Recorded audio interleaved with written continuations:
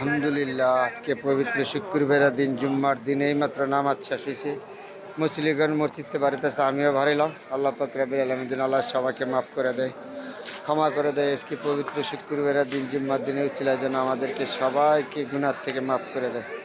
যারা কবরবাসী আছে, আল্লাহ পাক কবরবাসীদেরকে তুমি জান্নাতবাসী করে দাও। সবার কবর যেন তুমি জান্নাতবাসী করে দাও। যারা কবরে আছে, বন্ধু হারিয়েছেন, মা হারিয়েছেন, বাবা হারিয়েছেন, আত্মীয় স্বজন হারিয়েছেন, সবাইকে কবর আযাব থেকে মুক্তি করে দাও মাওলা। আজকে পবিত্র শুক্রবারের দিন, জুম্মার দিনে ছিল, আমাদেরকে সবাইকে মাফ করে দেন, ক্ষমা করে দেন। আমরা গুনাহগার বান্দা, আমরা গুনাহ করেছি, অন্যায় করেছি। তোমার কাছে ক্ষমা চাই মাওলা, তুমি আমাদেরকে ক্ষমা করে দাও।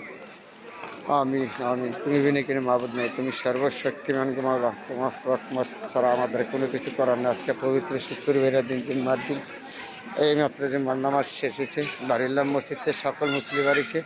আপনাদের সবার জন্য দোয়া রইল পবিত্র শুক্রবারের দিন, জুম্মার দিন। আলহামদুলিল্লাহ।